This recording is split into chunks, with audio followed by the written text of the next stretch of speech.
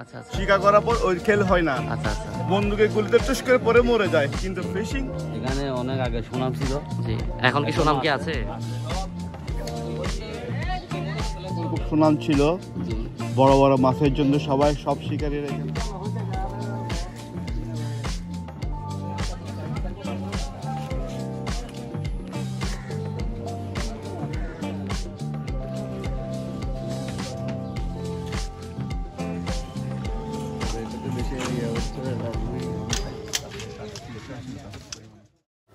আসসালামু আলাইকুম রহমতুল্লাহি বারকাতু।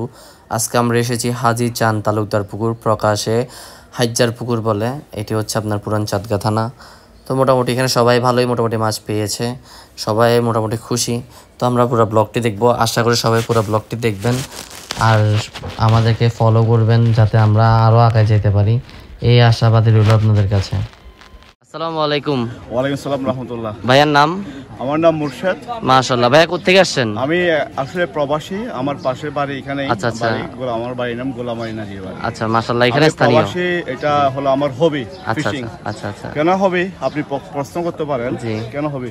পৃথিবীতে যত শিকার আছে সবকিছু দেখে শিকার করা হয়। আচ্ছা। একমাত্র মাছ হলো না দেখে শিকার করা। আচ্ছা আচ্ছা আচ্ছা। মানে মাছ পানির নিচে মাছ কি আছে জানি না, কখন শিকার হয়, কখন তার ইঙ্গেটা একটু নিচে ডুবাবে, তখন হিট করে মাছ তোড়াতে হবে। আচ্ছা মাশাআল্লাহ। সেই জন্য ফিশিংটা হলো ক্রিটিক্যাল ফিশিং। যারা জানে না তারা বদনামি করে, যারা ফিশিং ভালোবাসে তারা কখনো বদনামি করতে পারে না। কেন?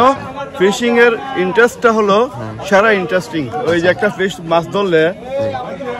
মাছ ধরলে যেভাবে খেল করে, কোনো পাখি বা কোনো অ্যানিমেলস শিকার করার পর ওই খেল হয় না। বন্দুকে গুলিতে টুস করে পরে মরে যায়। কিন্তু ফিশিং অনেকক্ষণ খেল করতে হয়। তাহলে আপনি বলতে যাচ্ছেন যে ফিশিং হচ্ছে সবচেয়ে শৌখিন খেলা? অবশ্যই অবশ্যই। তো ভাইয়া সিট কত করে পড়ছে আপনাদের? এটা 18,000 টাকা ছিল, তারা কিছু 500 টাকা করে ডিসকাউন্ট করে 17,500 টাকা করে দিয়েছে সুবিধার্থে। আচ্ছা, তো ওই হিসাবে কি মাছ কি পেয়েছেন? রিজিকের মালিক আল্লাহ। পুকুরে মাছ আছে, আমি জানি, এটা আমার এলাকার পুকুর। পুকুরে যথেষ্ট পরিমাণ মাছ আছে। আজকাল দুনিয়াতে বাহির থেকে মাছ হায়ার করে নিয়ে আসে, মাছও এখন ভাড়ায় খাটে। এক পুকুর থেকে মাছ আর পুকুরে এনে জাল দিয়ে কিছু মাছ দেখাই, তারপর মাছ মানুষকে ধোকা দেয়। কিন্তু এখানে তা হয়নি। যা মাছ এখানে আছে সবকিছু পুকুরের নির্দিষ্ট মাছ, আগে ফালানো মাছ। আমি আশা করি মাছ যা পাবে সবাই মাছ পাবে, সবাই খুশি হবে না? সবাই খুশি হবে। আর সবাই তো খুশি হবে না, যার রিজিক যতটুকু আল্লাহ রেখেছে ততটুকু খুশি হবে ইনশাআল্লাহ। ভাইয়া তাহলে সবার জন্য দোয়া করবেন যাতে ইনশাআল্লাহ সবাই মাছ নিয়ে যেতে পারে। অবশ্যই। আসসালামু আলাইকুম। জি জি, আপনি বলুন। আসসালামু আলাইকুম। ওয়ালাইকুম আসসালাম। ভাইয়ার নাম?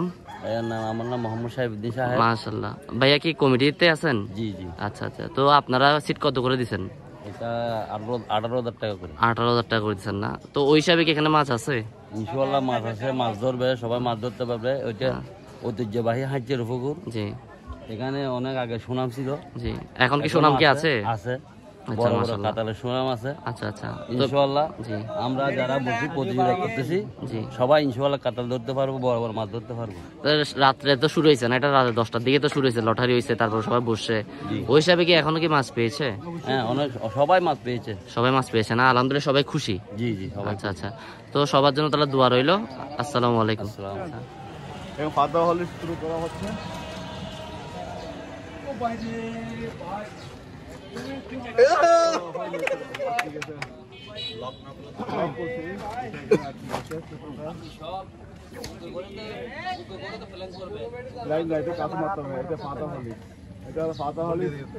মারা হচ্ছে, এটা হলো ফাতা হলি, বুঝছেন? আমরা ছোটবেলা থেকে অরফেন হলিস, সেল হলিস, কিডস হলিস, মাদার হলিস সবকিছু দেখছি, ফাদার হলিস দেখি নাই। এখন এটা ফাদার হলিস বানিয়ে নিয়ে আসছি মাছের জন্য।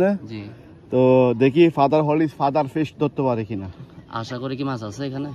অবশ্যই মাছ আসে। এটা একটা ঐতিহ্যবাহী পুকুর। এক সময় এই পুকুর খুব সুনাম ছিল, বড় বড় মাছের জন্য সব শিকারীরা এখানে আসতো। কালের পরিবর্তে পুকুর অনেক ভরাট হয়ে যায়। বিশাল একটা কুল ছিল, কুলটা ভেঙে একদম পুকুর ভরে গেছে। এই মুহূর্তে যা দেখতেছি পানি কমে গেছে, পুকুর অলমোস্ট ভরার পথে, যেমন পানি নাই। মাছ খায়, এটা একটা সুনাম আছে পুকুরের, মাছ খায়, মাছ থাকলে মাছে খায় এই পুকুরে। মাছ আছে